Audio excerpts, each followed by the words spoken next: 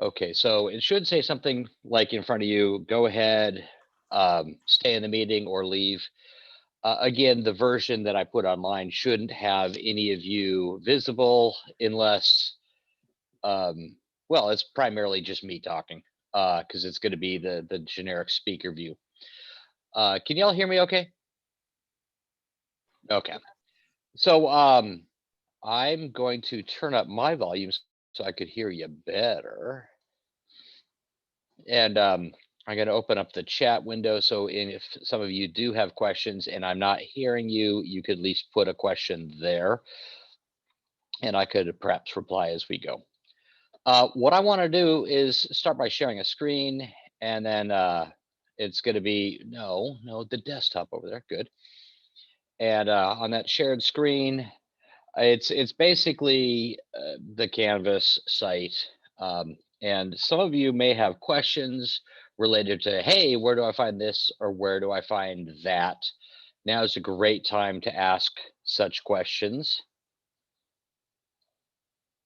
Any questions on what's what, where's who, how's when? Okay. Do want to mention a couple new things or things that if they aren't new, at least you might want to be aware of them for the day today. One of them is some of you will always ask, hey, is there some place where I could get a little bit of help with my stats? Our stat majors do participate through the library based tutoring program on campus. If you want just generic help at any point in time, I think it's during regular working hours, something like 11 to 4. But if you click your way into the Stat Help Hub link, it will sort of say the hours that they are available. And on top of that, you can sort of just click your way into a help session with most likely a stat major. And anyone who is indeed qualified to be in that room by the library standards, they've usually run those people by the stat department, and we provide input as to whether we give them a thumbs up or not. They're the ones that do the hiring, not me, but certainly it's better than nothing. Okay, so there's that. And then on top of that, let me just open up the participants window here, and I can then do this. And then moving forward, there's right next to that peer tutoring. That's a place where you can literally request one-on-one tutoring sessions with individuals. The bulk of students in Stat 513 work together quite nicely and have already had a stat class. But if you're saying to yourself, it's been a while, okay, you might want to just show up once or twice and see if those people click with you and answer some of those questions that are, in my mind, sort of review. In again, this week, next week, and the week after that are all material that the bulk of you will have seen in a prior stat class. But, if it's been a while, that's fine. Talk to me in office hours or do the tutoring and we're all good. Second thing I wanted to mention is where I click my way into weekly content. You can see, maybe I should put the weekly content more prominently located.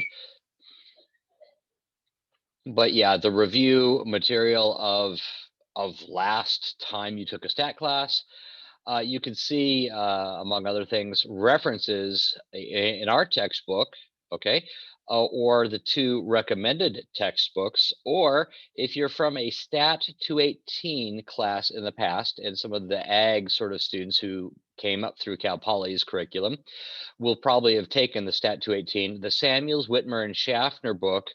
Chapter 6 corresponds to yesterday, the first half of chapter 6. Chapter 6, the last half, and then the first half of chapter 7 corresponds to class today. And so that's additional reading material if you want that. And then the video from last time, admittedly not the most exciting, okay, but if you want to rewatch it, go for it. You do you. After class today, I'll get a link eventually delivered to me, and I'll create this live a video, the link to the video of what we're doing right now.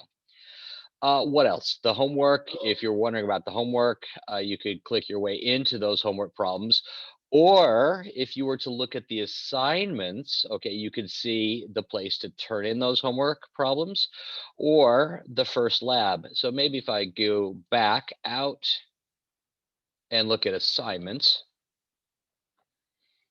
I'm just doing this for myself because I've never really looked at this from the student point of view. A homework one, you can see when it's due, next, whatever. Oh, shoot, the lab T, January 19th. I should check the date on that just to verify. That seems like that's not correct. I want you to turn it in by next Tuesday at 11:59 a.m. And I don't think that's the 19th. Okay, but I'm going to click my way into the T procedures lab. What we're going to be doing today in the lab, the second half of class, will be related to this Bumpus data set. Though I'll finish out the first hour by describing the Bumpus data set before I put you in your breakout rooms and thus your lab groups.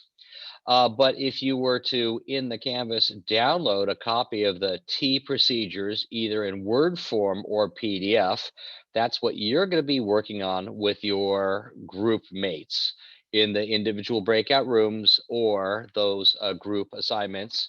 You might have already noticed you've been put into a group to correspond to that lab. Most students last term used Google Docs to work together.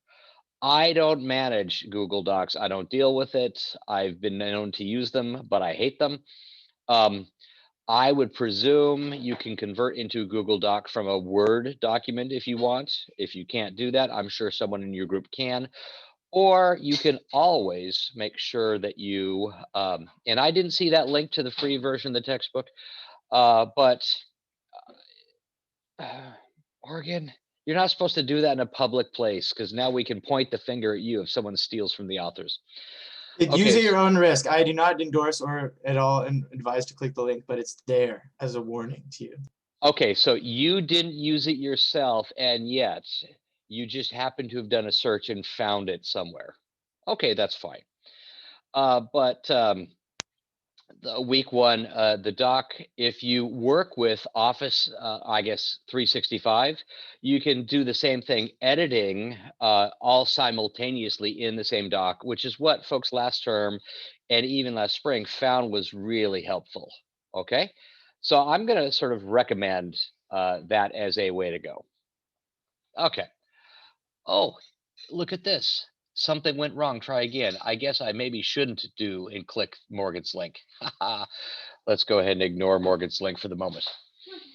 Okay, so what I'm spotting here is we need to do the first initial bits of class before we move forward and finish up with the lab today. I may have touched on a couple questions y'all have, maybe not. If I haven't, I'd like to start by addressing any questions on anything administrative or subject matter wise before we pick up. Most weeks, there's at least one or two questions, and I'd like to take administrative questions first, because that way, if it's related to class today, we are all on the same page before we jump into the lab. So do any of you have questions about administrative matters? Or Canvas, or how to get something, or what?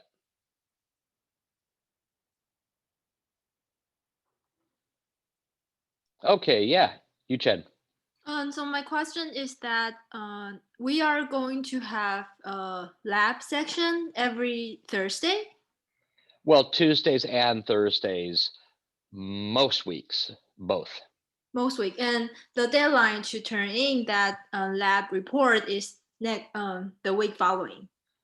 Well, the right before class starts up, the next class session.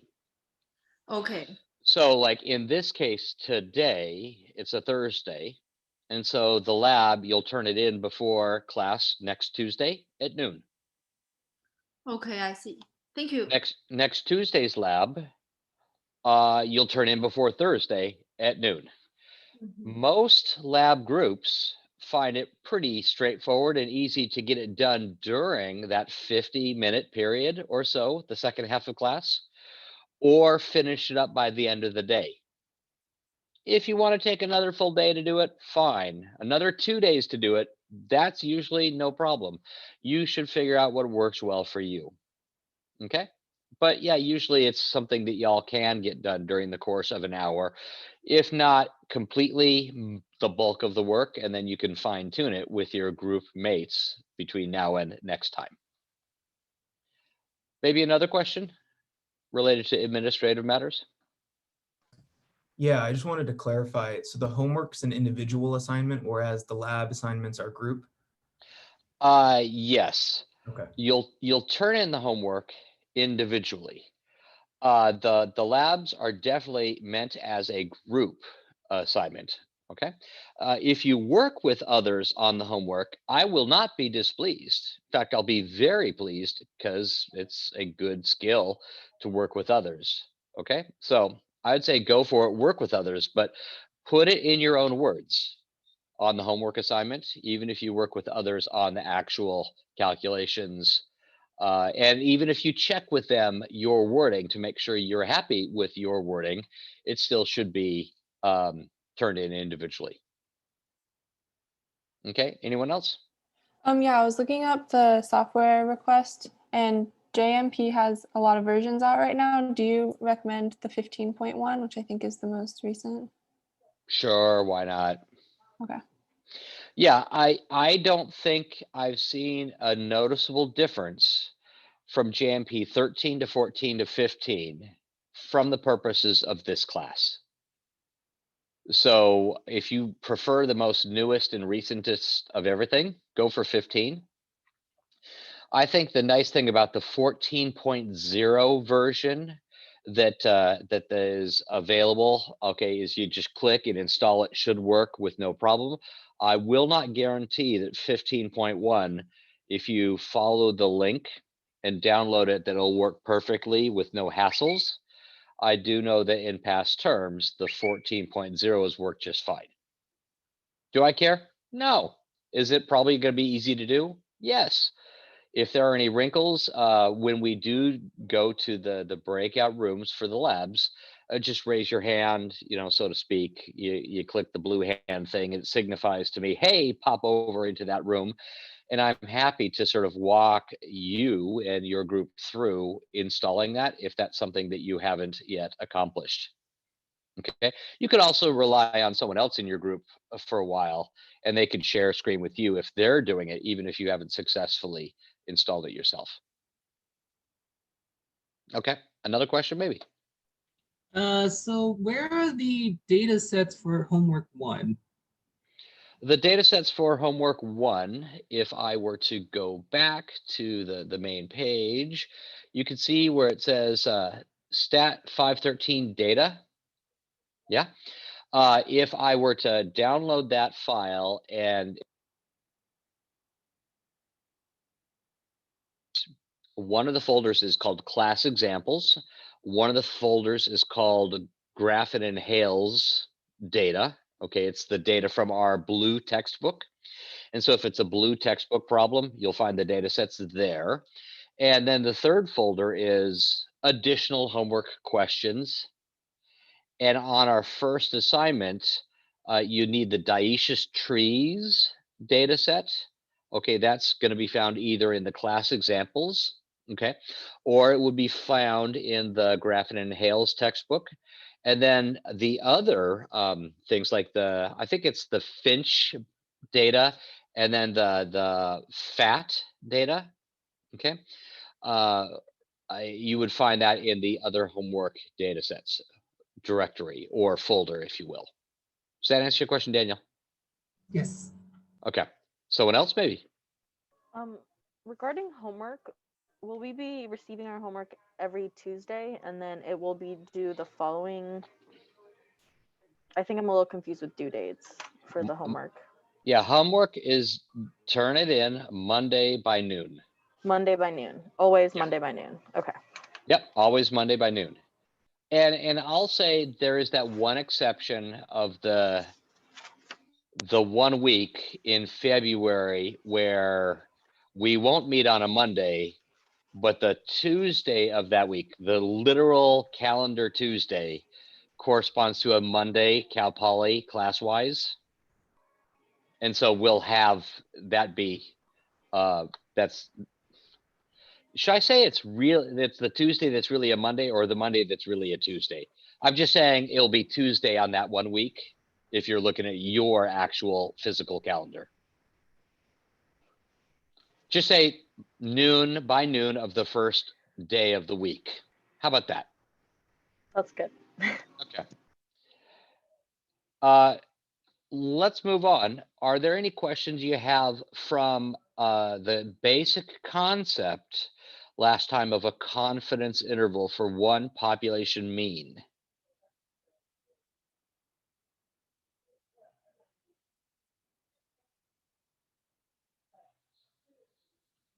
Okay, seeing a big pile of nothing. I shouldn't say that. I'm looking at the screen of all your faces. That was rude. Seeing no questions. Okay, what I'll do is I'll say, if something comes to mind and you have a question, just put it in the chat. And if I can manage to then work an answer to your question into the flow of things, I'll do that to the best of my ability. Otherwise, I might pause at an opportune moment. So if you think of an additional question as we go, just flag me by raising the hand, interrupt me, or put it in the chat, and I'll do my best to monitor all three. And if you see someone else's question in the chat and it looks like I'm on a roll and missing the fact that someone's got their hand raised and also there's a question in the chat from that same person, someone unmute and direct my attention towards that. Again, when you get a good lecture buzz going, sometimes it's easy to overlook a few things. Okay. So what I want to do is sort of jump in by starting maybe, go back to the very beginning of this, to talk about this concept of a confidence interval for the difference of two population means. The reason I want to do that is really, if you want to compare two populations, usually, but not always, usually you want to know, are the means between those two populations different? Some of you from engineering actually will probably also want to every so often address, is the variability or the standard deviation the same between two populations? But that's not covered in this class directly. We will mention in the context of chapter 1 a way of checking whether the standard deviation is the same between two groups, but that's usually tackled in a later, more theoretical class. We'll just show you how to implement a method. We're going to focus on the means, and are the means the same or not? So to sort of dive in on that, I'm going to sort of consider what I will call a box model. And this is just a way of conceptualizing the two populations. So I've got these two populations, and I'm going to call one of them population 1.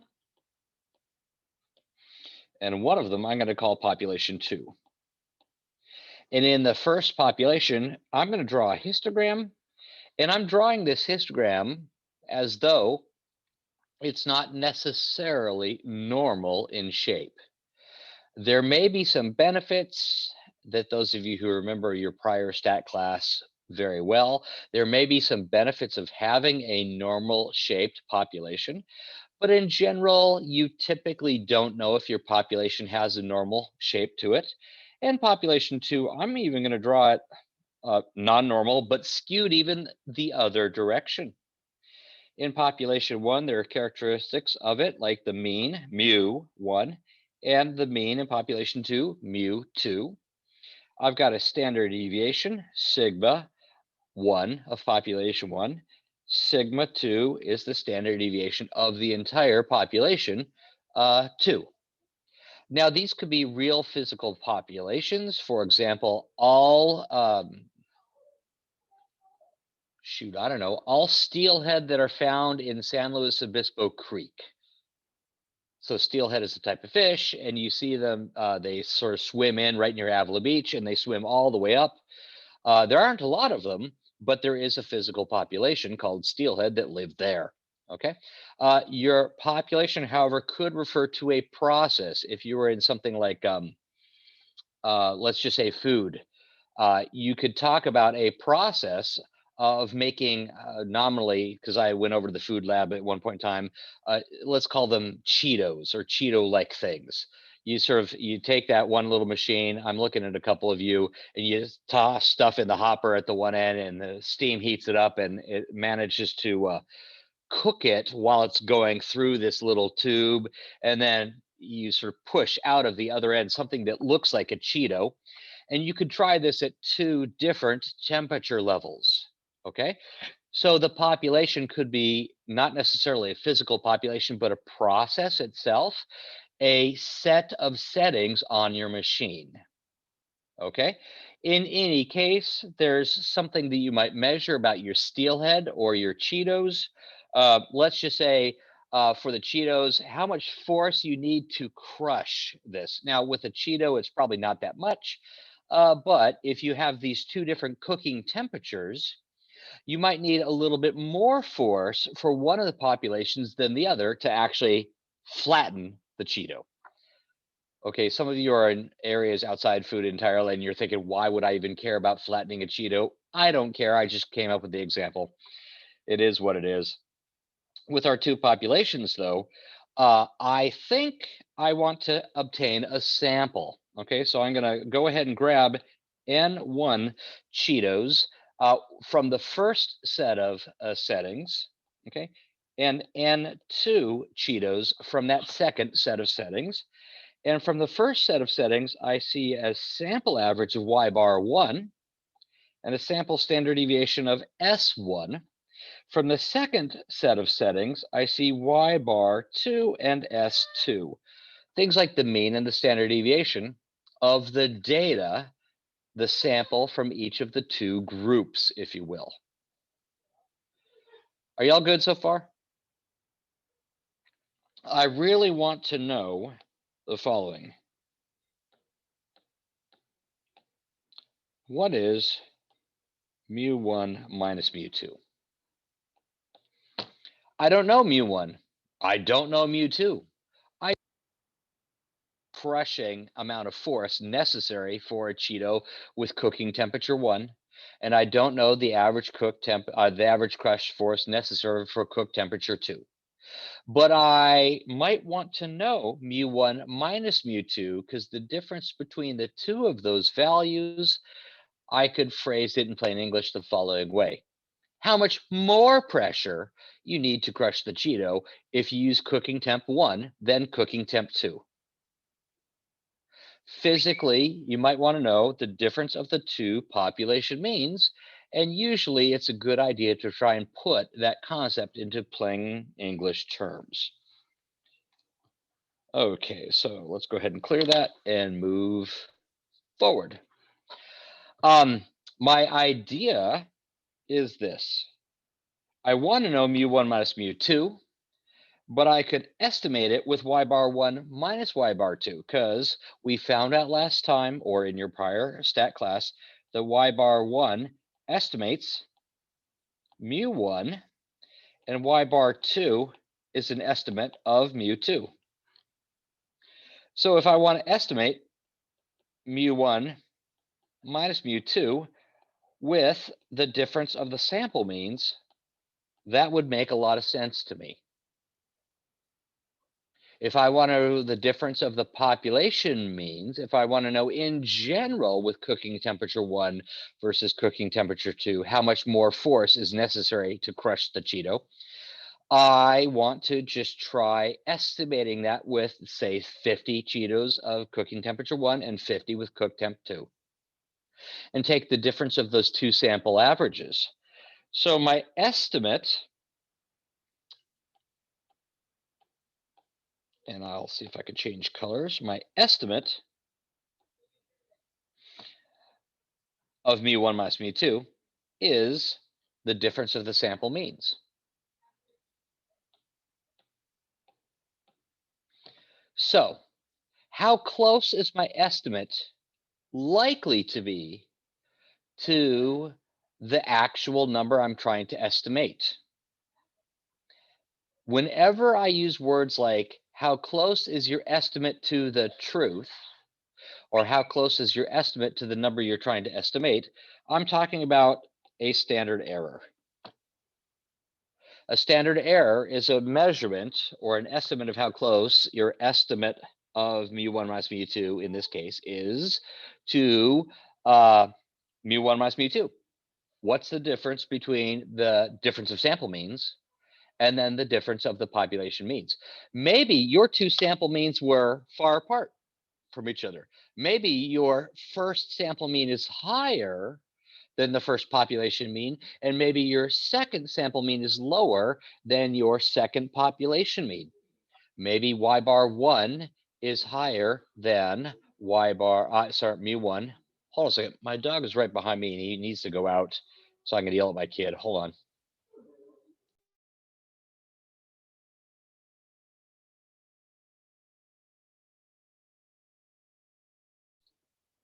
Okay, thank you.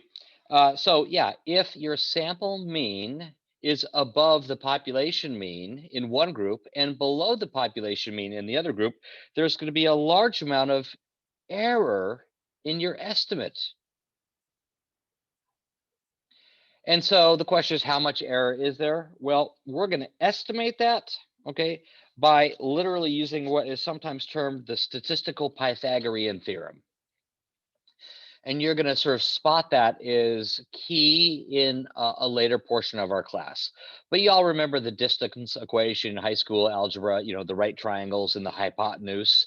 The hypotenuse distance is the root of the sum of the squares of each of the right angle lengths. If I take the amount of error in my estimate of mu1 with y bar 1, and the amount of error in my estimate of mu2 with my y bar 2 value, square those errors, my estimated errors, sum them up and take a root that is a good bet at how far my difference of sample means will be away from my difference of population means. Okay, so that's just something you could plug and chug. Yeah, literally, if I tell you S1 and S2, the two separate standard deviations, and N1 and N2, the two separate sample sizes, you could do this by hand if you want, and we'll find that, in fact, the software will automate this procedure for us. So I'm going to move forward and talk about, well, your confidence interval itself. Your estimate, the difference of the sample means, plus or minus, I'll just say for now, 2 standard errors, will form your margin of error around your estimate. An estimate plus or minus a margin of error is a confidence interval.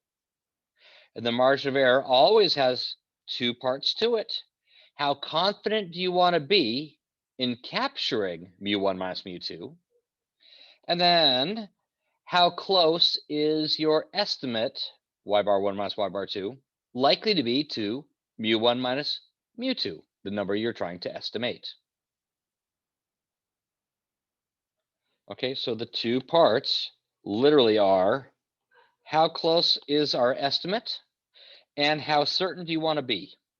You multiply them together, that forms your margin of error. So it looks as though we're sort of home free in a lot of ways, because I would tell you the sample mean for each of the 2 groups.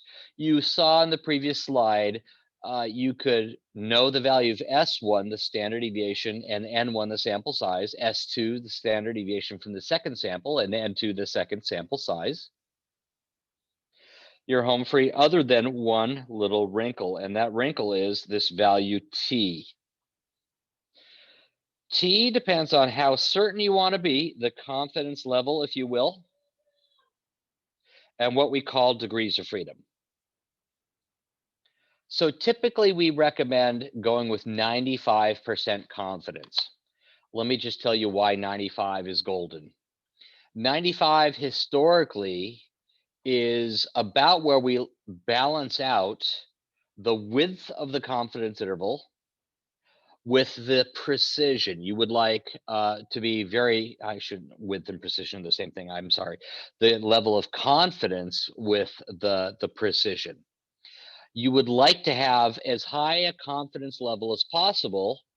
At one level, you sort of think, I would rather be 95% sure of being right than only 90% sure. I'd rather be 99% sure than even 95% sure of being right. But the problem with that 99% confidence interval is it's plus or minus huge compared to plus or minus what will get you 95% confidence. Historically, we've chosen 95% confidence. In your own research area, you have to choose your own confidence level, and statisticians don't care what confidence level you use. Most likely the faculty members you work with, most likely other researchers are in your area, they're the ones who are going to care. And by default, they were trained to use approximately 95% confidence. And so if you choose a level of confidence other than 95%, you should probably put in a footnote in your research explaining why you're choosing a different level of confidence than the standard 95%. So far, so good? Okay, moving forward then. Seems like something we could implement. And what I want to do is to go ahead and do that in the context of an example. And let's see what the example looks like. Oh, yeah, degrees of freedom. I should mention there is an equation in our textbook for degrees of freedom. Okay, I should say our textbook. Our textbook ducks the question entirely. There are two different equations for degrees of freedom that are sometimes utilized. Excuse me. This second one here, the degrees of freedom being N1 plus N2 minus 2. That's called the pooled degrees of freedom. We never recommend that as statisticians anymore. We used to back in the day when it was hard to do the right method, which I will claim is this equation. Don't worry about it. The software implements that whole thing for you. Okay. But if you're stuck working away on an exam and you need quickly to know the degrees of freedom, rather than calculating degrees of freedom from the proper, thorough, correct equation, okay, we're going to say take the smaller sample size and subtract 1 from it for degrees of freedom.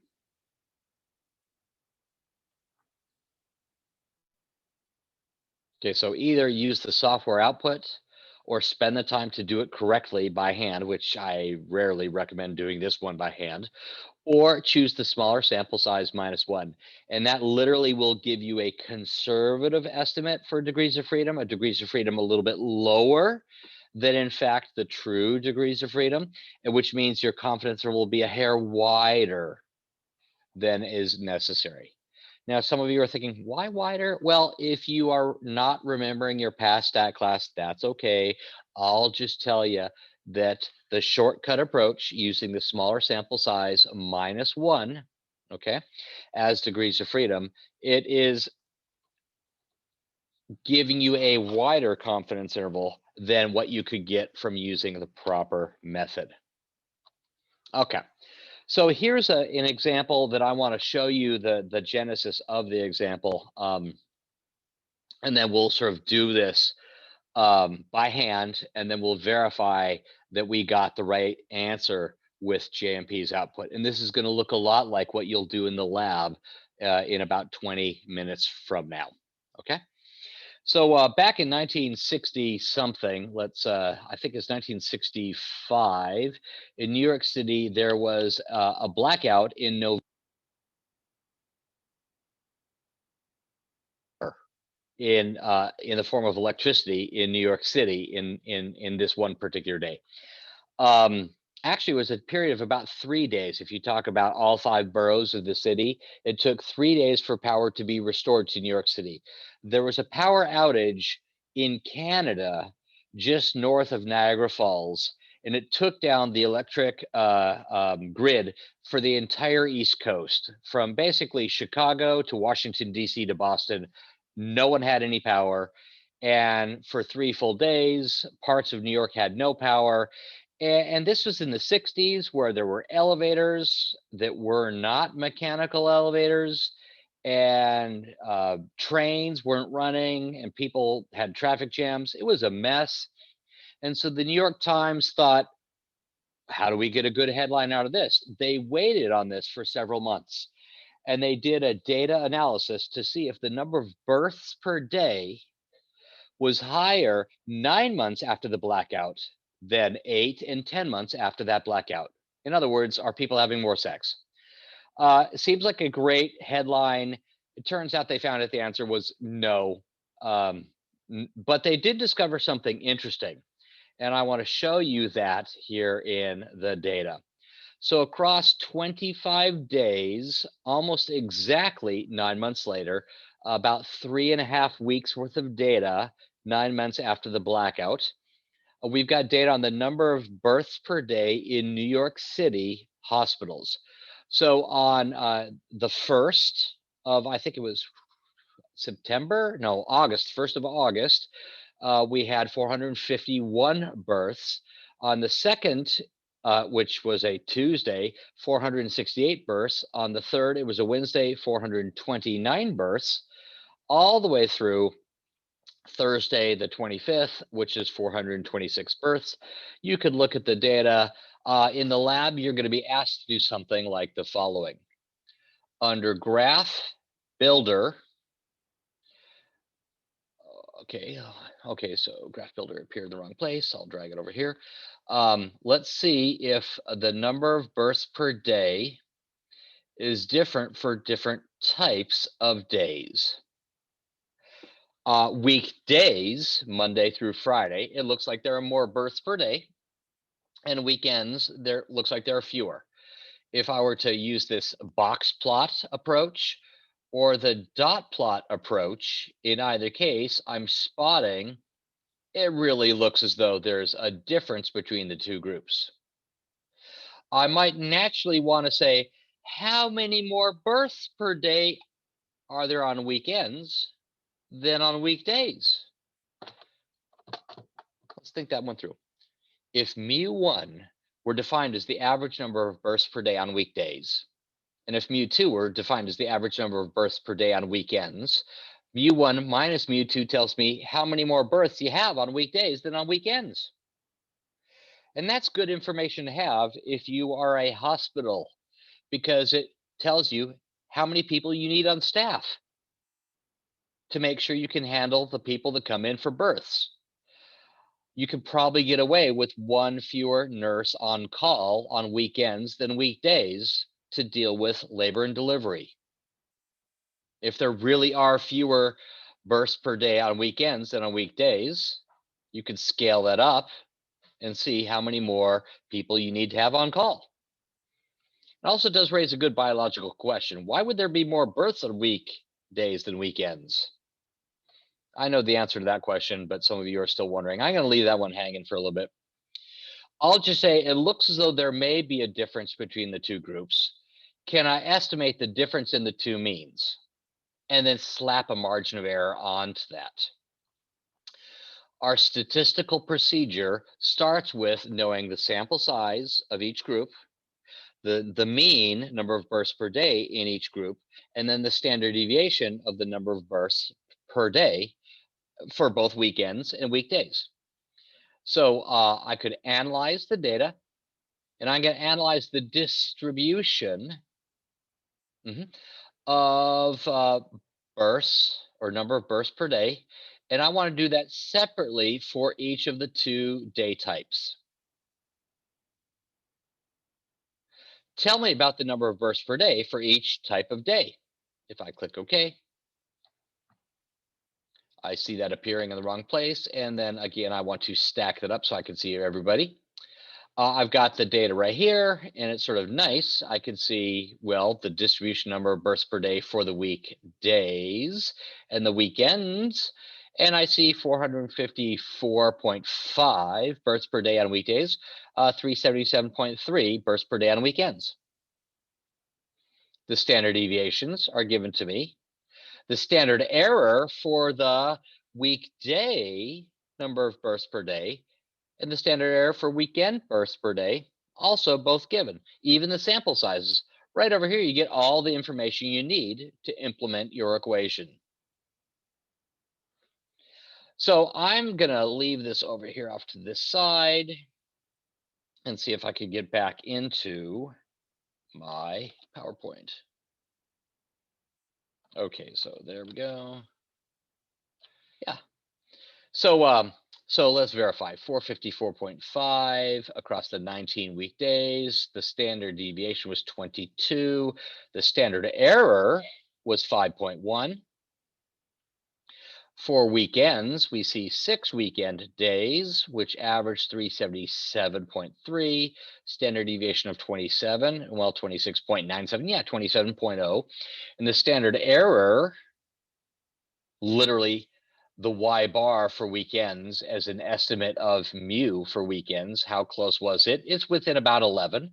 That standard error is right there. Good to go, home free. So my standard error for the difference of Y bar 1 minus Y bar 2, how far 454 minus 377 is likely to be away from the difference of the two population means? I take the two separate standard errors, square them and sum them, and then take a root. I get 12.1. Yay. I'm looking at you. As a group, you're not looking super impressed. Okay, so I can calculate. You got a calculator. You could verify that too. If I were to do the degrees of freedom equation, ugly 7.3, I would just use 7 degrees of freedom.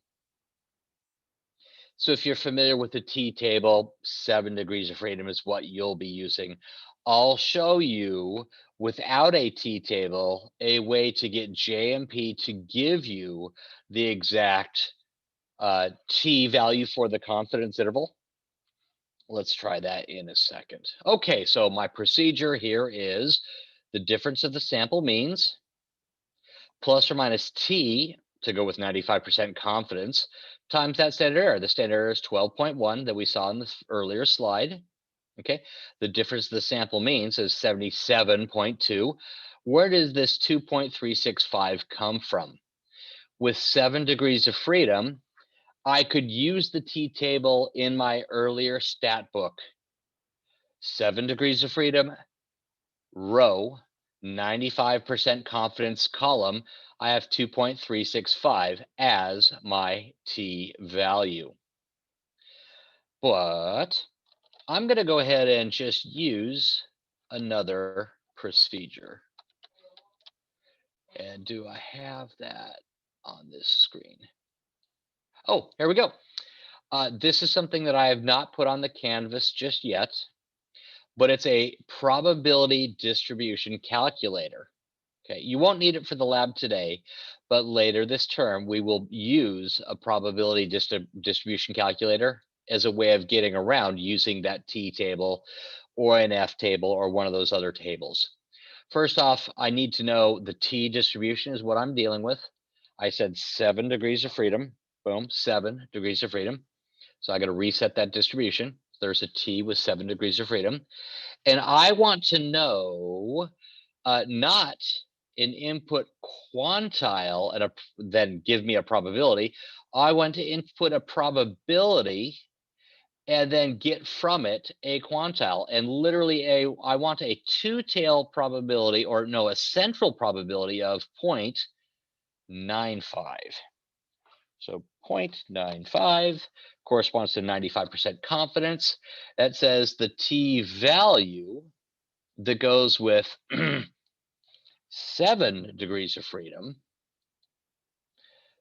Darn it. Okay, so 7 degrees of freedom. I need to set 7 degrees of freedom, reset the distribution, then click there, and 7. Darn it.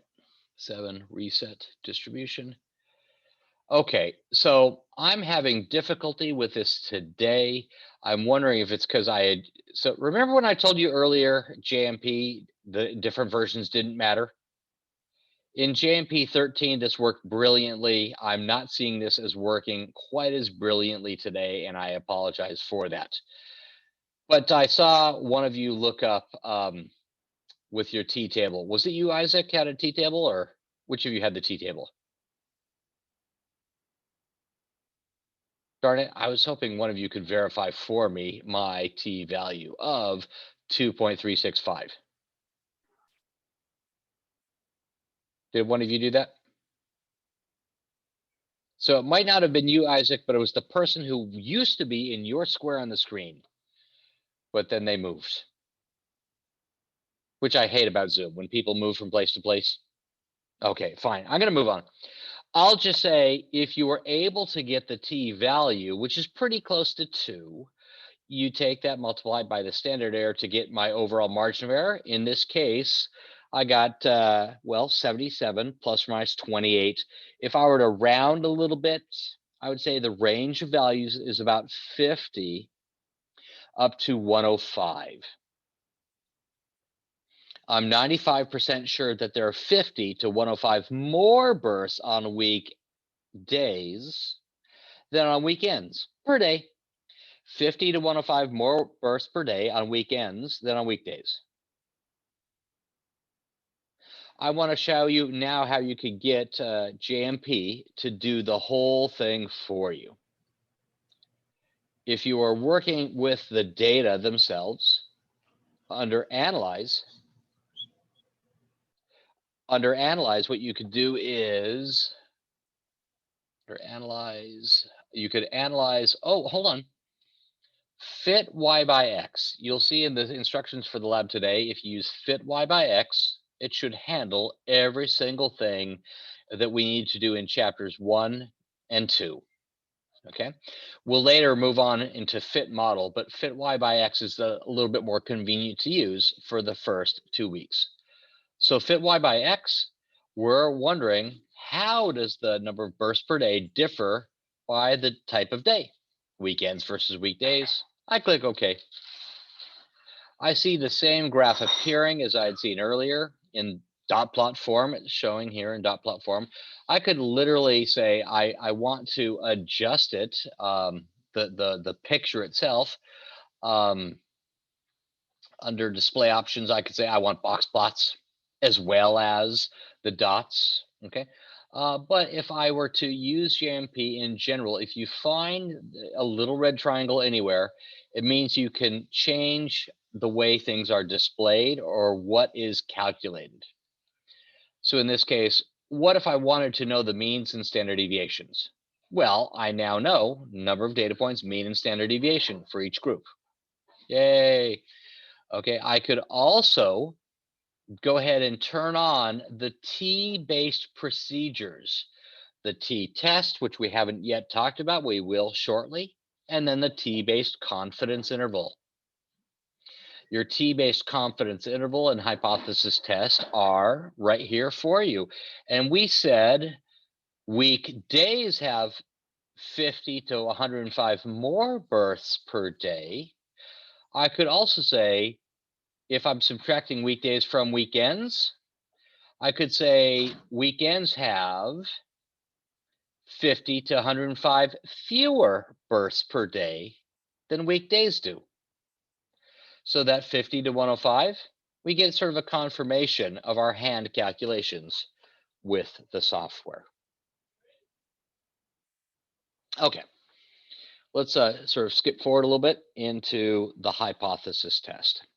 Here's the big picture difference between a confidence interval and a hypothesis test.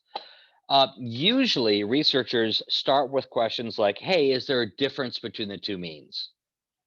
And then they go on to say, what is the difference between the two means?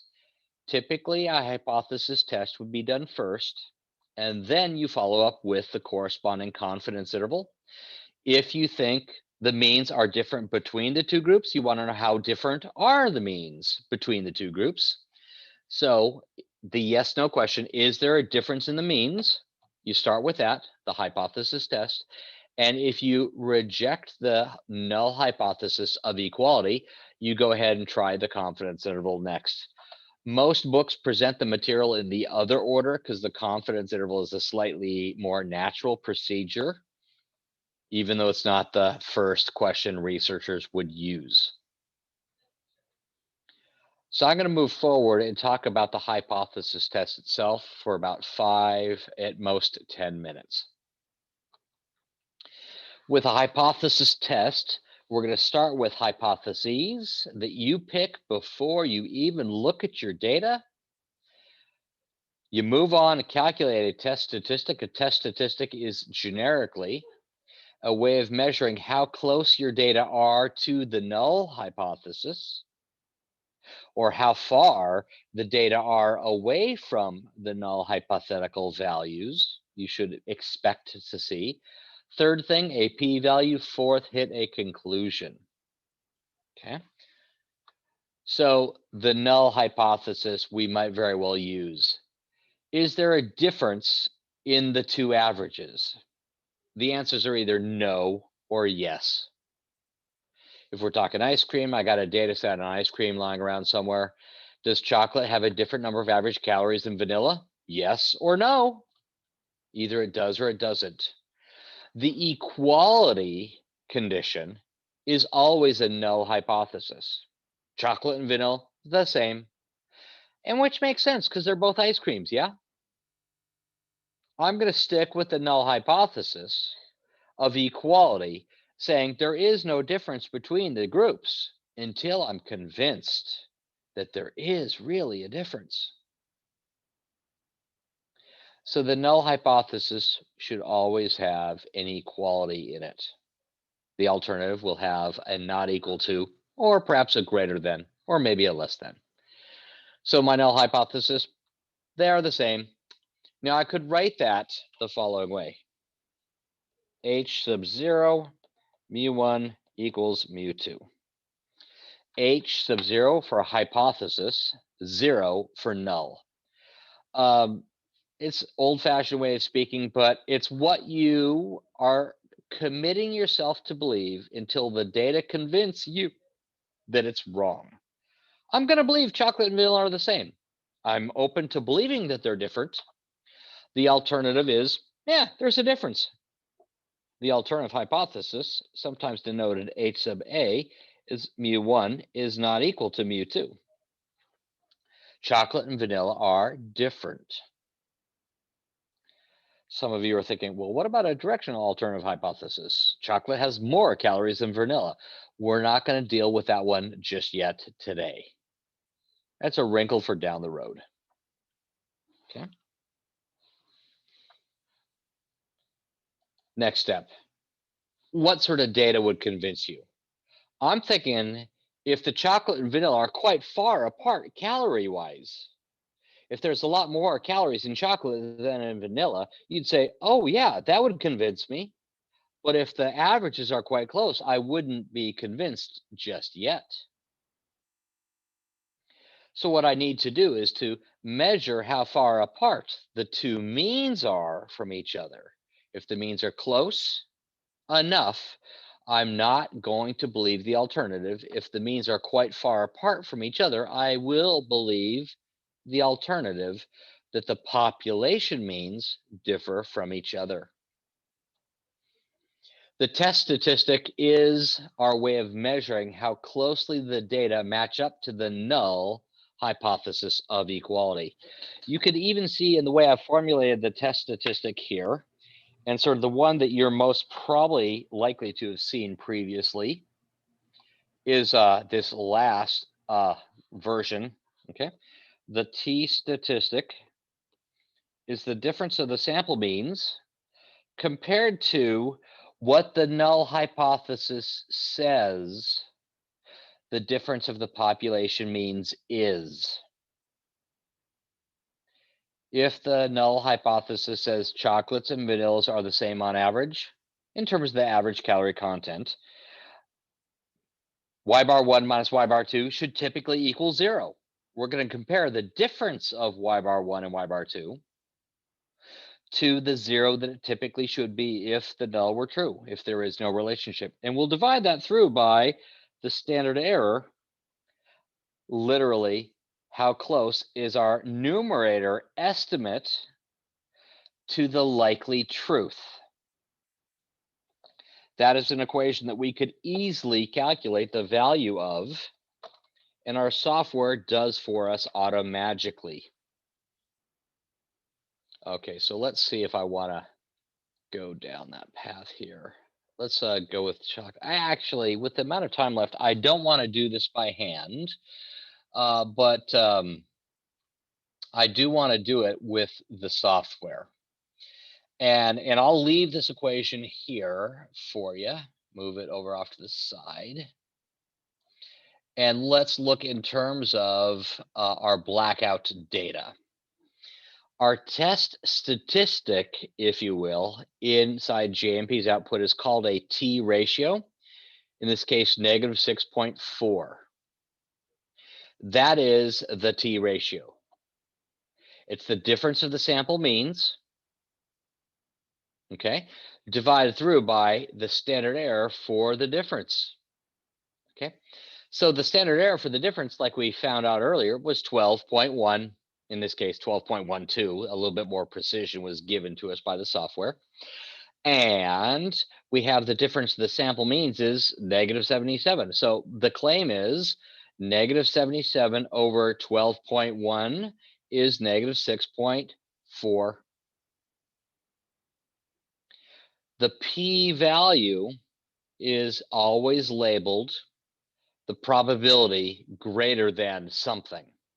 In this case, the probability greater than the absolute value of t, that corresponds to a two-tailed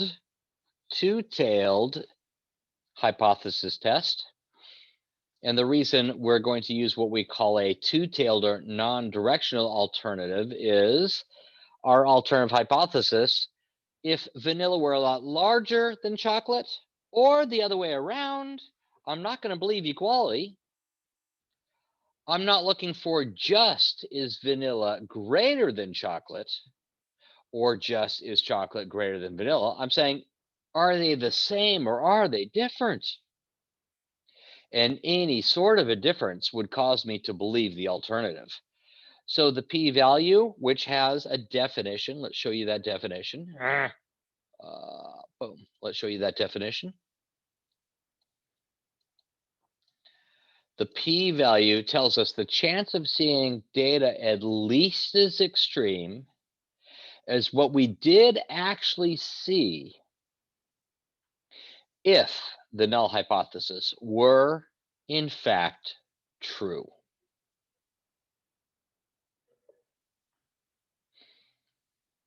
The p-value is only one thing. How likely is it that I would see a difference of, in this case, 77 bursts per day between weekdays and weekends, if in fact the population of weekday bursts and weekend bursts is at the same value on average? If really weekdays and weekends don't differ in terms of their population mean, could I have seen a difference of 77 like I did here in my data? My p-value says, well, 0.0003. Yeah. If in fact the null were true, in only 3 out of every 10,000 studies, like the study that I just did, would I see a difference that's as far apart as the 77 was that we saw here. Okay, so let me say that one more time, then we'll wrap up for the lecture portion of the day. We have to believe either the null hypothesis is true or believe the alternative hypothesis at the end of the day. There is data that wants to speak to one or the other being true. One or the other is, in fact, true. Either there are the same number of bursts per day on weekends as weekdays, or it's different. And if it is the same in both groups, if the mean is the same for weekdays and weekends, in only 3 out of 10,000 studies would I see a difference as disparate as I did see here in this study. I'm thinking 3 out of 10,000 times is not likely. Let's rephrase that just a little bit.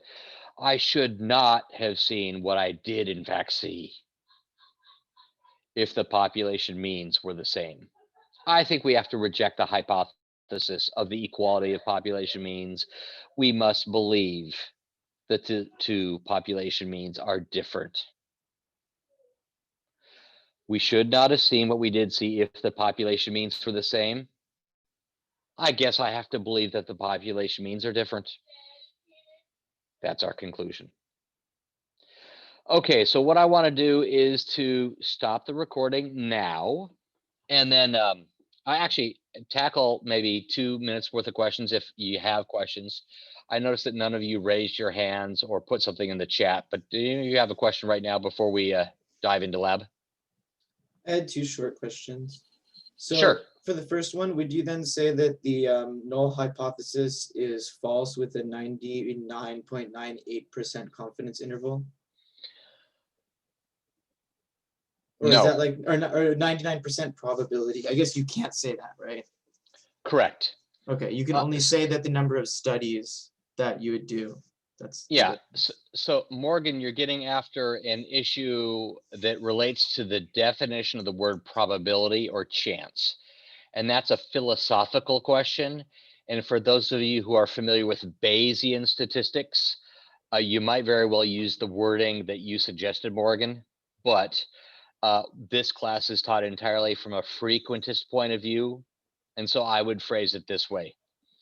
If the null hypothesis were true, only rarely would I see results like what I did see here.